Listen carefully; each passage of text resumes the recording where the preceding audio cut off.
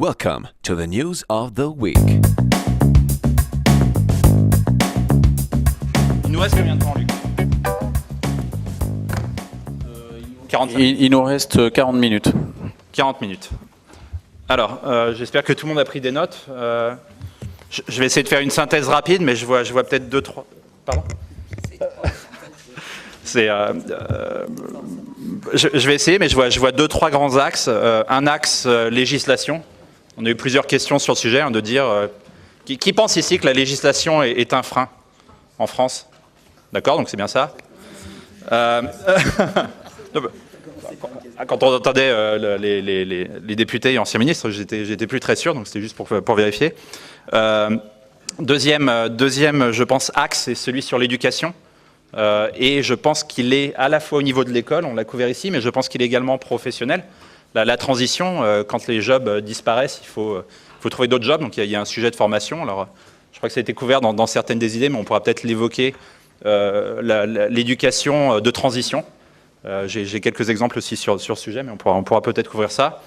Le dernier point, j'aime bien dire 3, donc là je suis en train de réfléchir, ça peut être quoi le troisième?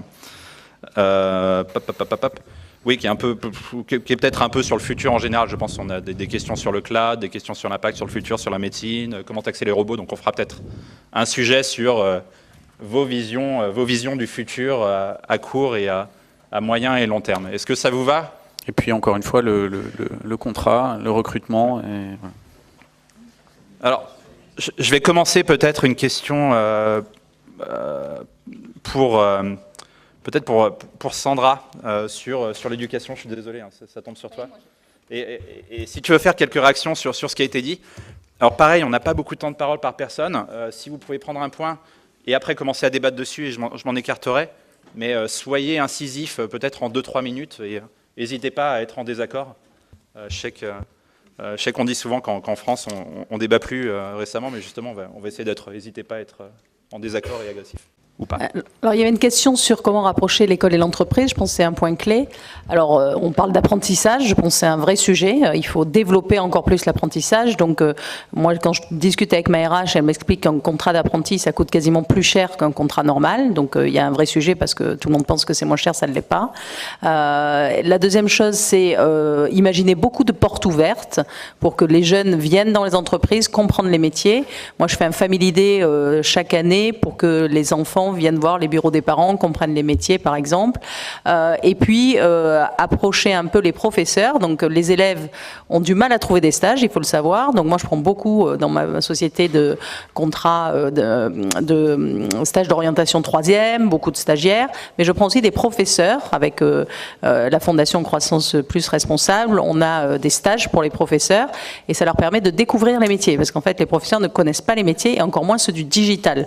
Donc qu'est-ce que du e-marketing, qu'est-ce qu'un lead manager, qu'est-ce qu'un web marketer? C'est vraiment des métiers qu'ils découvrent et ensuite ils peuvent en parler aux élèves.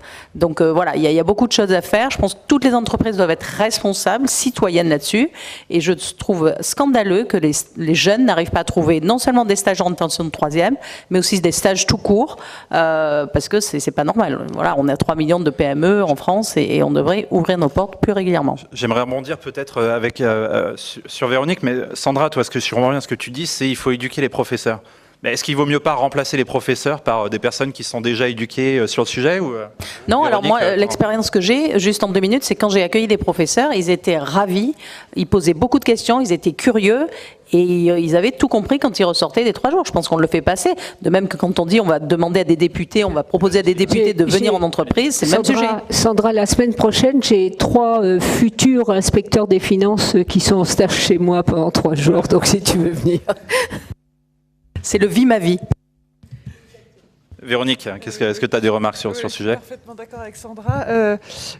Évidemment, c'est pas remplacer les professeurs, ou alors on les remplace par des robots et c'est une autre histoire, mais pour avoir déjà essayé cette approche, il m'est arrivé souvent d'aller donner des cours en classe de 4e en particulier, parce que la 4e, c'est une classe où les enfants sont particulièrement à la recherche d'informations et sont particulièrement perméables aux réseaux sociaux. Donc pour sensibiliser les enfants, j'allais dans les classes et je m'inscrivais sur le réseau social du moment. devenaient leurs amis et je rentrais dans la classe en leur disant que j'étais très contente de rencontrer des amis, donc tout le monde gloussait. Et puis après, vous rentrez avec des détails plus intimes en disant Sandra, je vois, pas cette Sandra-là, on va dire Karen, je vois que la semaine dernière tu as été larguée et ça a l'air d'aller beaucoup mieux, on glousse un peu moins et ainsi de suite. Et ça permettait aux enfants de prendre conscience de ce que veut dire partager son extimité, ce que veut dire partager ses données personnelles. Et pour répondre à la question, en fait, les enseignants étaient extrêmement démunis face à la situation et le fait de partager avec eux ces moments, de leur expliquer comment est-ce qu'ils pouvaient accompagner les enfants, ce que voulait dire la gestion de ces données personnelles sur des réseaux sociaux, leur donnait des clés. Et en fait, ils ont juste besoin qu'on leur donne des clés parce que le reste, le principe de l'éducation et de la pédagogie, ils l'ont déjà, quoi. Très bien. Yves, peut-être, on a la chance d'avoir un expert en éducation. J'ai souvenir, juste pour relancer le débat, mais d'un débat entre Schweitzer et Mink, où Mink disait, en gros, les grandes écoles, c'est comme un peu ridicule, on se croirait au 19e siècle, comment on peut concurrencer des MIT, des Stanford. Tout à l'heure, on a pourtant parlé de la qualité de nos ingénieurs, mais peut-être un manque de volume. Je sais que c'est un sujet qui te tient à cœur. Est-ce que tu peux peut-être donner ta vision de comment éduquer les futurs professeurs? Est-ce que l'éducation sera similaire? Qu'est-ce qui va changer? Alors là, tu me donnes 2 heures. T'as 1 minute. Non, d'abord, faire rentrer l'entreprise dans l'école. Je voudrais juste signaler, alors je crois que Jean Mounet, et je ne sais pas s'il est encore là, mais je ne le vois plus, mais on a fondé avec le Syntec numérique, les grandes écoles du numérique ont fondé avec le Syntec numérique une association qui s'appelle Pascaline, donc comme la machine de Pascal, qui vise à promouvoir les métiers d'ingénieur du numérique auprès des jeunes. Viviane connaît très bien, d'ailleurs, on travaille avec elle, et on pénètre les lycées, on va chercher les jeunes sur le net pour leur montrer la richesse des métiers du numérique, parce qu'effectivement, on manque d'ingénieurs dans le domaine du numérique.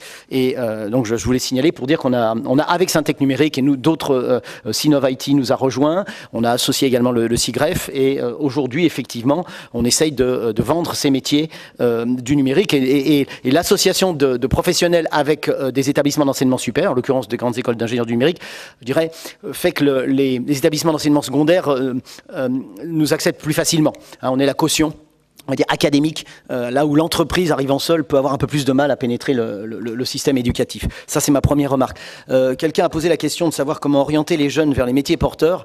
Il y a juste un truc qui, semble-t-il, a été fait, je ne suis pas allé complètement vérifier, mais dans APB cette année, ils ont introduit des informations relatives au taux d'échec en licence selon la filière d'origine.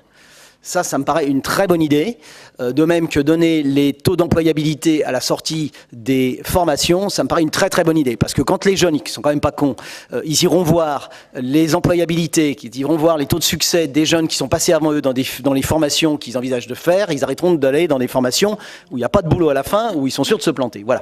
Donc simplement pour dire que effectivement cette réforme-là, c'est pas la pire qu'elle est faite. Ensuite, à la question de comment former plus d'ingénieurs dans le numérique, donc effectivement, je vous renvoie à l'idée numéro 10, page 24, de ce petit extrait. Voilà. Merci. Merci beaucoup. Il y a beaucoup de réactions à avoir là-dessus, mais merci déjà d'être aussi sincère. Tu n'oublierais pas de dire qu'il y a seulement 15% de femmes en moyenne ou 17%, s'il te plaît.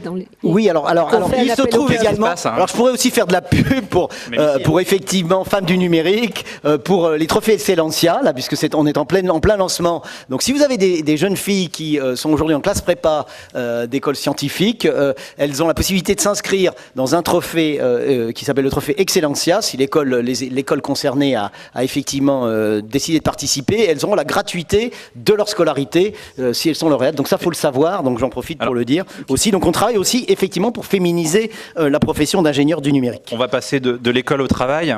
Viviane, est-ce que le futur de l'emploi, donc déjà c'est peut-être une meilleure représentativité des femmes dans l'ingénierie, qu'est-ce qu'il y a d'autre qui va se passer sur le droit du travail, ou quelle est ta...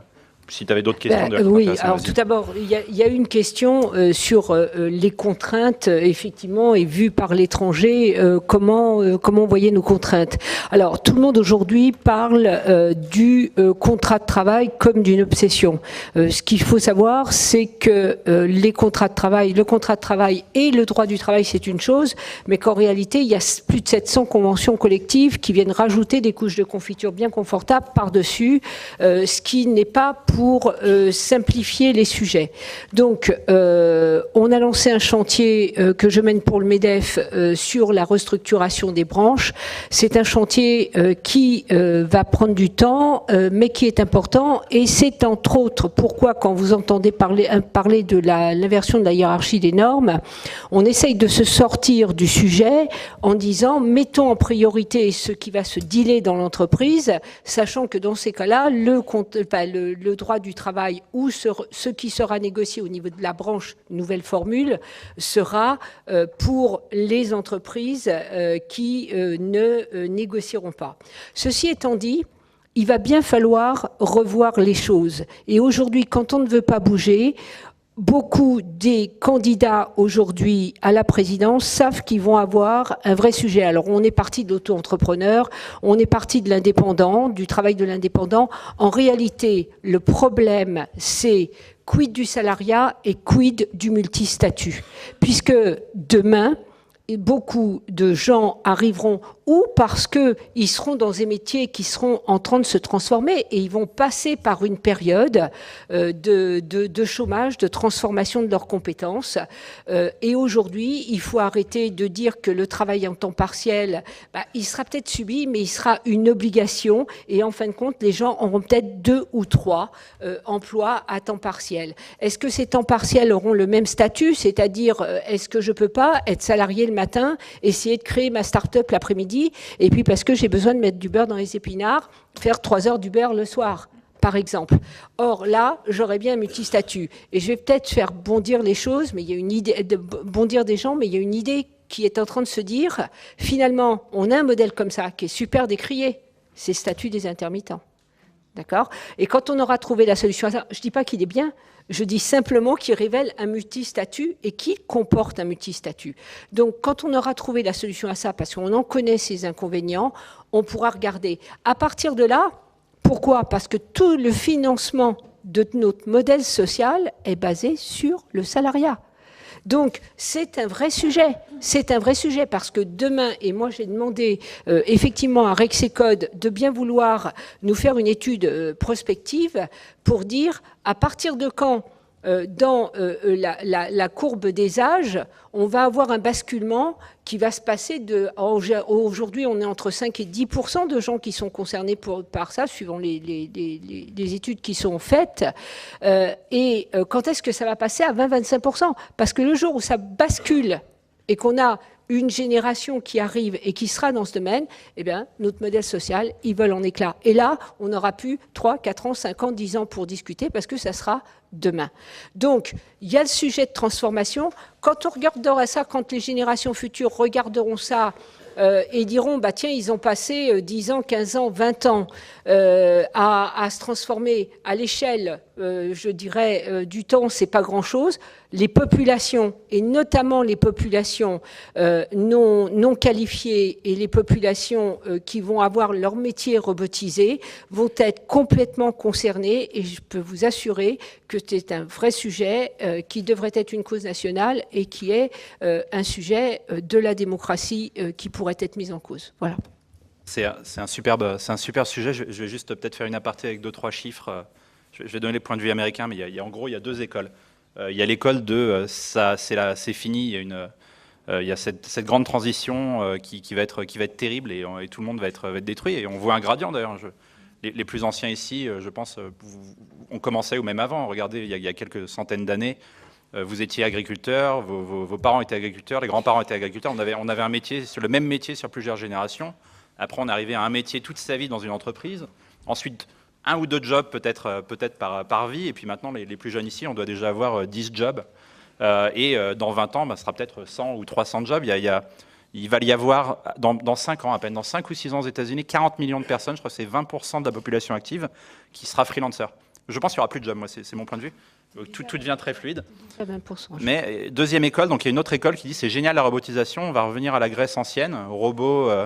il me semble c'était le russe pour esclave, et quelque part cette machine va nous permettre, rêve marxiste, de se détacher du travail, donc on n'aura plus besoin de travailler, ce sera génial. Donc il y a les 2 écoles, donc la catastrophique et la positive, mais quoi qu'il arrive, il y a la grande transition, comme ça on ne parlera pas de révolution, mais comment on fait cette grande transition, comment ça va se passer, comment on se requalifie. Je vais te donner la parole, Sandra. Je voulais juste ajouter qu'il y a, depuis 15 ans, enfin moi j'étais chez Coca-Cola pendant 11 ans et j'ai créé en 2000, et je trouve que depuis 15 ans, il y a une montée en puissance énorme de la volonté d'entreprendre en France. Quand on faisait les sondages, il y avait 60% des personnes jeunes qui voulaient être fonctionnaires. Aujourd'hui, il y a 60% des Français qui veulent être entrepreneurs. En tout cas, il y en a 19 millions, c'est le dernier chiffre. Et le salon des auto-entrepreneurs qui vient de clôturer aujourd'hui a fait 70 000 entrées. Donc il y a une vraie énergie, il y a une vraie dynamique. Donc il y a 500 000 qui passent à l'acte chaque année. Il y a 300 000 auto-entrepreneurs et il y a 200 000 créations d'entreprises. Donc l'idée, c'est qu'il y a un vrai terreau. Il y a deux écueils. Le premier, c'est que les auto-entrepreneurs ont des plafonds, donc peut-être qu'on discute du doublement des plafonds. Vous savez, c'est 32 000 euros quand c'est du service et 85 000 quand c'est du commerce. Donc peut-être leur laisser le temps, parce que 30 000, ça va assez vite, de doubler ces plafonds. Et la deuxième chose, c'est ce fameux lien de subordination, ou cette requalification en salarié, qui est épouvantable parce que les employeurs ont peur d'embaucher, enfin pas d'embaucher justement, mais de faire travailler des indépendants ou des auto-entrepreneurs, au risque d'être requalifiés, de rentrer sous le code du travail. Donc je pense qu'il faut là aussi essayer de se dire comment on fait pour éviter ce lien-là, pour que une PME, parce que c'est toujours un risque, effectivement, une responsabilité, plus qu'un risque, c'est une responsabilité de recruter. Comment on fait pour qu'un employeur ait envie de démarrer une petite collaboration avec un indépendant ou un auto-entrepreneur, et bien évidemment après le recruter si ça se passe bien et s'il a le carnet de commandes qui va avec. Parce qu'on parle toujours de l'emploi, mais l'emploi c'est une conséquence du carnet de commandes qui lui-même est une conséquence de l'investissement, qui lui-même est une conséquence du financement. Enfin voilà, donc la chaîne est assez longue et il faut la maîtriser jusqu'au bout. Qui ici dans la salle pense qu'il a envie d'apprendre quelque chose de nouveau, de faire une sorte de requalification dans les 2 ans qui viennent, si vous pouvez lever la main? Ouais, moite-moite, 50-50. D'accord. Véronique? C'est plus un propos autour de...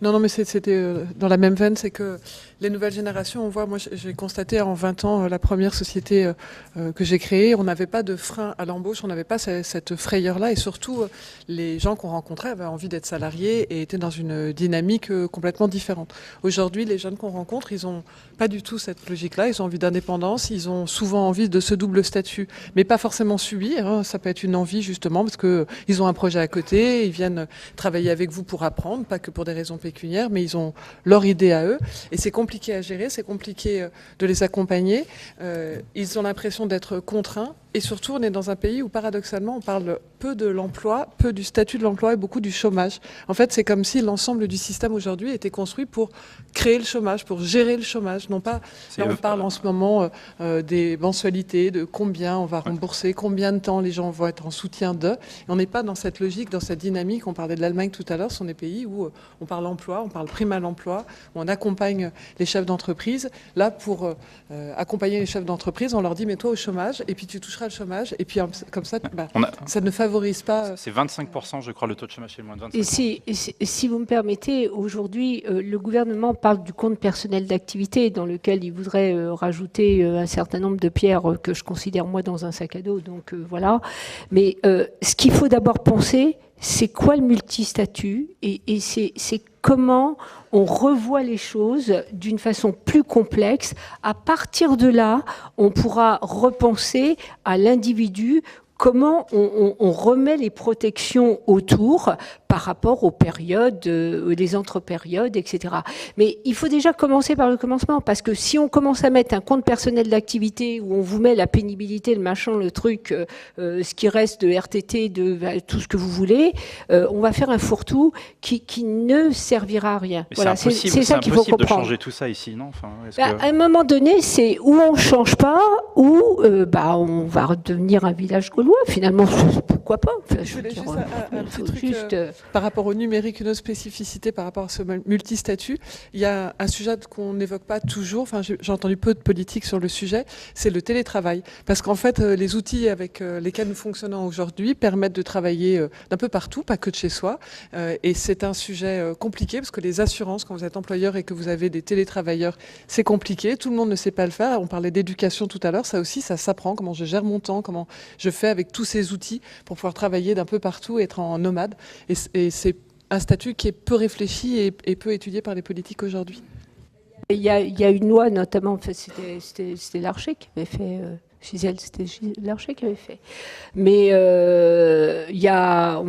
moi j'ai des contrats avec des avenants de télétravail, donc ça existe, mais enfin, c'est compliqué. Je vais juste donner mon point de vue peut-être rapidement, mais enfin, moi ma vision, peut-être qui est plus américaine, c'est j'en ai rien à faire des lois ou des règles. C'est plus simple, donc par exemple, si c'est dur d'employer en France, c'est pas grave, je fais ma boîte en Angleterre en ligne, ça me prend 15 minutes, problème réglé. Non, enfin, est-ce qu'on n'est pas un peu en train encore une fois, je pense qu'on est dans une impossibilité. Je pense qu'il n'y a personne, et on revient peut-être au sujet du fait de ne pas avoir assez d'ingénieurs ou de personnes techniques, mais je pense qu'on n'a pas les dirigeants ou la culture, en tout cas, qui permettent vraiment de voir aussi bien que, je le vois aux États-Unis, où, comme disait Luc, il y a un CTO qui sait coder, qui sait ce que c'est que de développer un truc. Obama apprend à coder, son administration, il a recruté tous les mecs de Google. Pourquoi est-ce qu'il vaut mieux pas, est-ce qu'il vaut mieux pas se battre pour faire avancer les choses plutôt que d'essayer de négocier? C'est bien pour ça qu'il va falloir changer, parce que de toute façon, on dit qu'on a besoin de développeurs, on dit qu'on a besoin de personnel, mais aujourd'hui, nous, en coût complet, si on embauche quelqu'un à 30 000 euros ou 40 000 euros, il nous en revient à 65, alors que dans la Silicon Valley ou à Londres, sa rémunération va être complètement différente. Donc, des gens comme Blablacar, le patron de Blablacar, qui a fait Reviens Léon, cette fameuse pub où il disait reviens effectivement et on va vous employer, c'est un vrai sujet. On a un problème d'attractivité par rapport à nos jeunes. Il y a un autre point de vue qui est de faire comme Israël, qui est de dire par Léon et par pitié fais du business à l'étranger et ramène-nous de l'argent. Il y a les deux points de vue, je suis d'accord. Yves, peut-être revenir vers toi, j'ai envie de revenir juste un peu sur le manque d'ingénieurs dans le gouvernement, surtout que, et tu dois savoir mieux que personne, mais je ne sais pas si vous vous rappelez de Bailly, qui était le premier président de l'Assemblée, premier maire de Paris, astronome, mathématicien. Qu'est-ce qui s'est passé? Pourquoi il n'y a plus personne? Enfin, je ne sais pas quels sont les ratios, mais est-ce que c'est une partie de la solution? J'ai pas réussi à savoir combien. Enfin, j'ai regardé sur le site de l'Assemblée nationale. Il y a effectivement, il déclare des catégories socio-professionnelles. Il y a ingénieurs, donc il y en a 17, je crois. Mais en fait, après, il y en a d'autres qui se déclarent dans d'autres catégories. Il y a un grand corps de l'État, doit quand même y avoir quelques ingénieurs dans quelques grands corps de l'État. Ah oui, j'ai oublié de dire, il y a un truc qu'il faudrait faire, c'est supprimer l'ENA. Enfin, j'ai oublié, mais je peux pas l'écrire. Donc je le dis juste là. Y a-t-il des énarques dans la salle? Voilà. Donc ça, tu coupes. Vous pouvez tweeter. Non, s'il vous plaît. Non, mais je pense que non, mais honnêtement, on a aussi un problème. Bon. Donc bref, je l'ai dit, c'est trop tard. C'était quand même plus simple. On prenait le temps de réfléchir avant de effectivement de graver quelque chose au frontispice d'un temple. Non, je sais pas comment on en est. Honnêtement, je sais pas comment on en est arrivé là, mais c'est dramatique. Cette perte d'influence, je ne sais pas. Je ne sais pas ce qu'on peut faire. Enfin, mais est-ce qu'elle était importante, pardon? Est-ce que c'est le cas? Peut-être que ça importe ou pas? Pardon, là? Est-ce que c'est important ou pas? Est-ce que ça changerait quelque chose, tu penses? Je pense que ça. Non, mais honnêtement, je pense qu'on pense pas. Enfin, on est beaucoup à être. Alors, ingénieur ici, diplômé des grandes écoles. Je pense qu'on a un raisonnement. On pose cartésien, un minimum de cartésianisme. Alors, je vais quand même, parce que là, il y a une belle unanimité surtout. Je vais quand même dire, parce qu'il faudrait pas que ce soit tout le monde prenne ça pour de l'autosatisfaction.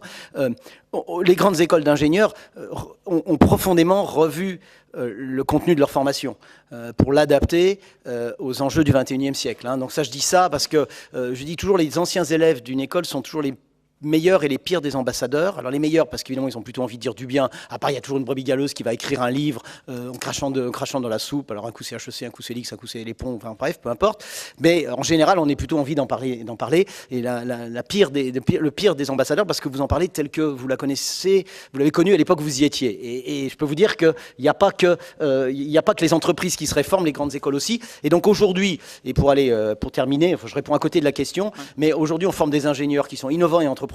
On fait de la pédagogie active, pédagogie par projet. On leur fait largement inspiré d'ailleurs de ce qui a été fait par l'Epitech, l'EPITA, ce qui est dupliqué dans l'école 42, c'est learning by doing, etc. C'est absolument indispensable parce qu'il faut bien reconnaître que le système français d'éducation, il développe pas la créativité, la prise de risque, etc. Donc dans les 3 ans ou les 5 ans où on les a, on essaye justement de compenser ce que l'éducation leur donne pas, et ce que la culture française non plus ne leur donne pas, parce qu'on a quand même une aversion au risque en France. Et donc ça, c'est des choses qu'on qu'on fait. Et par ailleurs, également, on travaille sur la question de la diversité sociale. Là aussi, il y aurait beaucoup à dire. Personne n'a évoqué ce sujet-là. On a parlé de la diversité de genre, mais la diversité sociale qui est aussi un vrai problème. Et donc, je dirais que ce que fait Xavier Niel avec l'école 42 est particulièrement remarquable. Et donc, voilà, et on est solidaire de tous les dispositifs qui, effectivement, aident à former des gens dans le numérique, depuis des codeurs jusqu'à des ingénieurs du numérique. Donc on a tous les cours en ligne de Polytechnique, de tout depuis le collège au lycée. Alors des cours en ligne, les cours en ligne des grandes écoles, on les a. Dans le cadre de ParisTech, on a créé ParisTech Libre Savoir, qui n'était Mais il y a tous les cours tous, je ne sais pas, parce que je ne suis pas allé vérifier personnellement. Mais par contre, on s'était inspiré, alors effectivement, du MIT OpenCourseWare pour les mettre en ligne. Et aujourd'hui, la France est quand même, après les États-Unis, très en avance sur les MOOC, notamment. Il faut être clair. Quand vous regardez aujourd'hui dans Coursera, combien d'établissements affiliés, il se trouve qu'on est sur Coursera, combien d'établissements affiliés en Europe sur Coursera, la France est première après les États-Unis. Qui a déjà été apprendre un truc sur Internet? D'accord. Est-ce que vous pouvez dire qui a été déjà apprendre un truc sur un site Internet français? À peu près, donc Coursera, c'est pas français, mais il y a pas mal de cours français. Non, la plateforme française, elle s'appelle Fun, France Université Numérique. Et il y a beaucoup de monde. Et d'ailleurs, 60% des apprenants sur les plateformes, enfin sur des MOOC, sont des gens en activité. 60%, enfin ce qui n'est pas surprenant. Je ne sais pas si on va ubériser l'enseignement supérieur. Là, je parle de l'enseignement supérieur. Je ne sais pas si on va l'ubériser, mais par contre, ce qu'il y a de sûr, c'est qu'on est en train de nous ouvrir un marché. À nous, grandes écoles et universités. Parce qu'on avait beaucoup de mal à adresser le marché de l'éducation, de la formation continue, parce qu'il n'y a plus beaucoup de monde qui a le temps d'aller passer une journée. Moi, je me souviens, au tout début, moi, j'ai 30 ans de vie professionnelle. On va finir après là-dessus. Non, je finis. J'ai 30 ans à l'époque de vie professionnelle. À l'époque, je me souviens, il m'arrivait d'aller une semaine en formation, au tout début. Maintenant, c'est fini. Il n'y a pas une boîte qui enverra quelqu'un une semaine en formation. Par contre, lui dire, écoute, j'ai trouvé un MOOC super, tu vas faire ça le soir et week-end, et là, il n'y a pas de problème. Et là, effectivement, il y a un marché et on va monétiser évidemment ce marché. Et je te prédis un autre phénomène qui est celui du drop-out. Moi, j'essaie à chaque fois que je vois des élèves de les convaincre de quitter l'X ou autre. C'est un phénomène aux US. On pourra en débattre aussi après, mais je connais beaucoup de personnes de 18 ans, de 16 ans qui ont arrêté les écoles parce qu'ils vont beaucoup plus vite par eux-mêmes. Et Peter Thiel, qui est un grand business angel, finance ces choses. Donc je ne sais pas si quelqu'un veut tenter ça en France, mais pour secouer un peu les choses, mais il y a beaucoup de nouveaux modèles. Donc l'éducation, est-ce que vous sentez, on essaye d'aller très vite, mais est-ce qu'on a couvert à peu près tout sur l'éducation et la transition? Est-ce que vous me dire oui, non? Sondage pour moyen, oui, bon et puis ça s'abstient. J'aimerais peut-être faire la deuxième partie du débat sur, je vais citer un vers de René Char, j'espère que je vais me rappeler correctement, qui était, je crois, le préféré de Ribou, et le vers est très, très joli, il dit « penser en primitif, prévoir en stratège ». Et il y a une version américaine de ça, il y en a plein, mais il y en a une autre, c'est le truc de Steve Jobs avec « stay hungry, stay foolish ». Est-ce qu'on réfléchit pas trop? Est-ce qu'il vaut mieux pas arrêter de parler là et se bouger un peu et puis faire des trucs? Est-ce que c'est pas un problème français d'oublier le primitif? Oui, voilà. Alors, pardon Yves, juste un truc, je dis tout de suite, effectivement, tu as parfaitement raison. Je pense que la culture française n'est pas adaptée au XXIe siècle. On pense trop, on n'agit pas assez. Voilà. Je suis pas du tout d'accord. Je pense que quand on va au CES, juste pour rappel, il y a 32% des boîtes, des startups, ce qui est américaine, 30% des startups françaises. Alors dire qu'on est à la ramasse, c'est pas du tout le cas. Enfin, je veux dire, quand on y allait, ça n'a rien à voir. Et c'est quand même le CES, c'est là où il y a le plus, c'est Israël, la Grande-Bretagne sont bien loin derrière. Après, l'autre point, c'est pas tant ça, parce que les ingénieurs, on les a. Bon, il y a une partie commerciale. C'est surtout comment elles montent ensuite. C'est ce qu'on appelle maintenant les scale-up. Ça commence à venir. Mais c'est beaucoup ça l'enjeu. Après, la question de créer son entreprise, c'est vraiment pas un problème en France, et de moins en moins. Alors, vous avez entièrement raison. Les scale-up, justement, c'est un terme qu'on utilise, nous, maintenant, chez Croissance Plus. Comment on passe de start-up à scale-up, comment on grossit. Et c'est le vrai sujet en France. Et là-dessus, il y a deux choses. Il y a le financement. On a 4000 business angels en France, alors qu'au Royaume-Uni, il y en a 40 000, aux États-Unis, il y en a 400 000. Donc, il faut aller beaucoup plus vite. En France, on va vous donner 2 millions et on va vous dire, tu es rentable dans combien de temps? 1 an, 2 ans, 3 ans max, j'espère. Alors qu'aux États-Unis, on va te donner 100 et on va te dire, est-ce que c'est un 1 billion business dollar? 1 billion dollar business. Donc, il y a une vraie culture qui est complètement différente. Et aujourd'hui, quand on développe des boîtes, qu'on prend des marchés, qu'on innove, qu'on part from scratch, on a besoin de temps et d'argent pour asseoir son marché. Donc le financement, c'est un vrai sujet. Et le deuxième vrai sujet qui, à mon avis, coûte pas beaucoup d'argent et permet d'aller très vite, c'est de dire comment les grands groupes peuvent être plus supporters comme en Allemagne, des PME, des TPE qui deviennent PME, qui deviennent ETI. Voilà, il y a bien évidemment... On parlait du CES, il y a un vrai terreau et d'organisation entre des grands groupes et des start-up. Je trouve qu'il n'y a pas du tout la même chose entre les grands groupes et les PME. Il faudrait, les aider à aller dans des universités, à profiter de leurs laboratoires, à les financer un petit peu, avec le corporate venture, à les accompagner dans leur stratégie internationale, à leur ouvrir les bureaux dans tous les pays. Enfin voilà, il y a des petites choses très simples et aujourd'hui, les grands groupes ne soutiennent pas assez les PME et donc elles ne grossissent pas assez. Donc il y a un vrai sujet et ça pour le coup ça coûterait pas très cher. C'est de la collaboration qu'on peut développer. Sur celui de la politique, je vais peut-être illustrer par moi-même. J'avais poussé une idée donc, qui s'appelle la primaire. J'ai un autre truc sur lequel je travaille qui s'appelle Moi Président sur le ton de l'humour, mais je suis un peu d'accord, moi pour l'analyse qui avait été faite récemment d'Atali, je vais peut-être en choquer certains, mais qu'est-ce qui vous foutez les jeunes quoi? Parce que normalement, c'est le rôle des jeunes de détrôner les anciens, de prendre le pouvoir, de faire des choses comme ça, et de faire, peut-être pas aller dans le coup d'État, mais j'aimerais comprendre qu'est-ce qui fait que la politique aujourd'hui semble bloquée et bloquante. Et encore une fois, si vous n'êtes pas d'accord avec moi, je vous en prie, réagissez et dites-moi que tout va très bien. Mais j'aimerais peut-être demander à nos intervenants qu'est-ce qui est actionnable sur ces éléments de politique? On a évoqué les ingénieurs, mais enfin, comment débloquer quelque chose dont les gens qui le bloquent ne voteront jamais contre qui était encore une fois le point du papier de Jacques Attali récemment. Est-ce qu'il faut ubériser la politique? Ce qui veut dire, et en reprenant la phrase de Lévy, mais est-ce qu'il vaut mieux pas, au final, c'est pas un début de révolution, de coup d'État? Est-ce qu'il faut arrêter de parler avec les politiques et les ignorer? Ou est-ce que vous pensez on peut encore négocier, avancer, faire quoi que ce soit? Et je vais peut-être demander, sous forme de sondage rapide, qui pense ici qu'on peut changer les choses de manière soft? Et je vais demander comme ça pour oui. D'accord? Qui pense qu'on va changer les choses de manière beaucoup plus, je dirais, une transition presque quantique, c'est-à-dire de faire un saut? Qui est-ce qui pense qu'on va arriver à une disruption dans les 10-15 ans qui viennent? 5 ans. Très bien, merci. Vas-y. Juste une petite chose, c'est que est-ce juste un chiffre et rechercher, je n'ai pas le chiffre, mais on doit pouvoir le trouver, c'est combien de lois sortent et combien de décrets d'application sortent.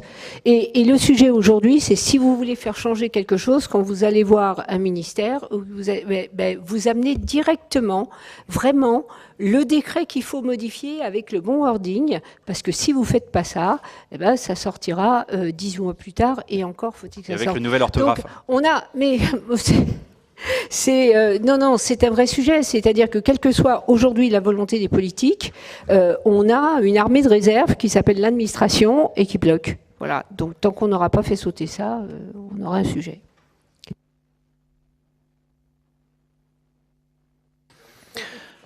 Peut-être, Véronique, sur la réintermédiation du peuple avec les représentants politiques, tu avais une idée, et aussi dans le cadre des présidentielles, puisque notre livre s'inscrit dans ce cadre-là. Comment tu penses que les équipes qui vont solliciter les suffrages devraient se présenter en toute transparence avec les nouveaux médias? Alors, en ce moment, il y a les primaires aux États-Unis. En parlant un chouïa plus fort.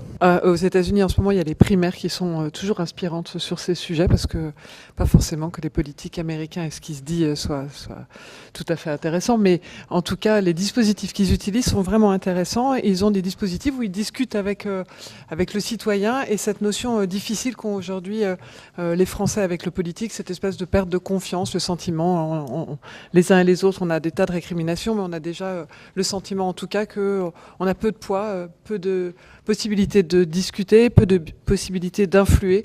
Si on n'est pas, fait pas partie d'un lobby quelconque, c'est difficile. Donc il y a aujourd'hui des outils, et l'idée aurait été peut-être de proposer aux différents candidats à la présidentielle de créer une plateforme sur laquelle ils présenteraient leur équipe, puisqu'on élit certains noms, mais en réalité c'est une équipe derrière, que cette équipe puisse expliquer chacun quelles sont ses compétences, que les citoyens puissent venir discuter avec ces équipes échanger, qu'ils puissent présenter de façon un peu plus claire quels sont réellement leurs engagements, puisque finalement la confiance et la perte de confiance est aussi la difficulté que l'on peut avoir de la lisibilité des engagements des uns et des autres, puisqu'on a souvent l'impression que au gré des discussions, au gré des arrangements, finalement, ce qu'on avait dit va pas tout à fait être ce qu'on avait dit. Donc le fait de le mettre noir sur blanc, de pouvoir en discuter, sans que c'est forcément une vocation pour que ce soit voté, mais en tout cas déjà pour que ce soit discuté, ça semblerait déjà pas mal. En tout cas aux États-Unis, ça a bien motivé les uns et les autres pour retourner voter et s'intéresser à la politique. Alors avant que chacun d'entre vous prépare son mot de conclusion très personnel, très incisif, très précis, et que Valentine nous fasse le plaisir de conclure cette belle soirée, je voulais aussi citer dans ce contexte l'idée d'Emmanuel Duez qui consistait à, qui n'est pas là ce soir, mais qui consistait à identifier dans chaque groupe parlementaire à l'Assemblée un rapporteur des questions du peuple, de tout un chacun, qui sont publiées sur une plateforme qui permet de prioriser les thèmes de façon bottom-up.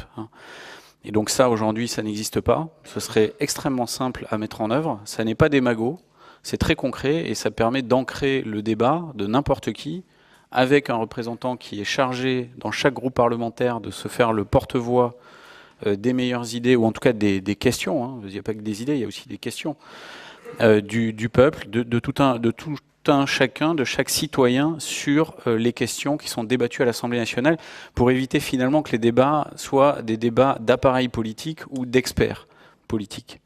Voilà, donc ça me semblait intéressant de vous en faire part. Ça n'est, je crois, pas dans cet extrait-là, mais ça vous incitera d'autant plus à acheter le livre pour vos vacances. Donc si vous voulez bien, peut-être Viviane, si vous voulez débuter, un mot de conclusion sur quelque chose qu'on n'a pas eu le temps d'aborder malheureusement parce qu'on était pris, mais qui vous tient à cœur, et puis on va enchaîner comme ça pour terminer.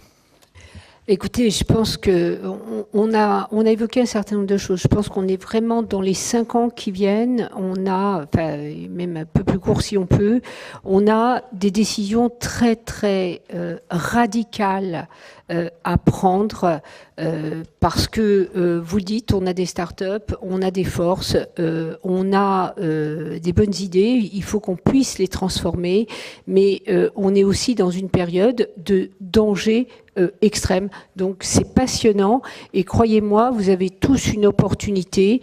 Il y a des sites des candidats aux primaires qui vous demandent de voter ou de faire monter leurs idées. Allez-y, parce que chacun doit être acteur et ça va devenir de plus en plus important parce qu'il faut leur signifier qu'on est d'accord et on est conscient qu'il faut tout changer. Il faut qu'ils en soient, eux, parfaitement conscients. C'est-à-dire que s'ils acceptent un mandat, il faut qu'ils soient capables de faire derrière. Voilà. Et d'ailleurs, le fait qu'on soit obligé de faire cette soirée et ce livre, Sans idée pour une France numérique, finalement, c'est un peu désolant. C'est-à-dire qu'il n'y a aucun candidat, qui jusqu'à présent n'a été capable de mettre le numérique dans son programme. C'est quand même effrayant. Si on écoute un petit peu ce qui se passe dans tous les autres pays développés, c'est quand même incroyable. Et d'ailleurs, ce qui me fascine, y compris quand on discute avec pas uniquement des politiques, mais aussi des journalistes, des entrepreneurs, c'est que beaucoup de Français pensent que la France n'est pas en retard. Ce qui est encore plus effrayant. C'est-à-dire qu'on est tellement sur nous-mêmes qu'on ne se rend pas compte à quel point on commence à être largué sur un maximum de sujets, pas seulement, comme le disait Thibaut tout à l'heure, la dématérialisation de la feuille de paye. Ça, à la limite, si c'était que ça, ce serait pas grave. Le micro, oui. Ce qui a bien tweeté les politiques, mais c'est sans idée, mais SANS. Sandra. Alors moi je vais rester sur mon idée, c'est qu'on dit que le digital ce sont les emplois d'avenir. D'ailleurs on voit bien que le gouvernement a mis un grand plan de formation des chômeurs sur ces emplois-là. Moi je dis faisons-le dès le début, c'est-à-dire formons nos jeunes à ces futurs emplois, parce que sinon il y aura une pénurie comme il y a aujourd'hui, alors que ce soit des ingénieurs en digital ou autres. Et que chacun d'entre nous, tous citoyens, allions dans les lycées, les collèges, les écoles, pour expliquer nos métiers, pour parler aux jeunes, pour leur donner cette envie d'entreprendre, d'y croire. C'est incroyable de se dire qu'un jeune a peur du chômage, quoi. Ça paraît aberrant. Et nous, à notre époque, excusez-moi, on se vieillit un peu, on n'avait pas peur. Et donc, et d'ailleurs, moi, j'arrive même pas à comprendre ce chiffre de 25% de jeunes au chômage. Voilà. Donc, allons-y tous. Oui, alors en fait, tout à l'heure, quand on a parlé de gouvernance, enfin de rapport du politique avec le numérique, il m'est venu une idée que je vous soumets. C'est en fait d'abord pour saluer le gouvernement qui a... le projet de loi sur la République numérique a été... en tout cas, élaboré avec le concours des internautes. Hein, j'ai retrouvé le texte, hein, enfin, vous vous en souvenez, vous avez contribué.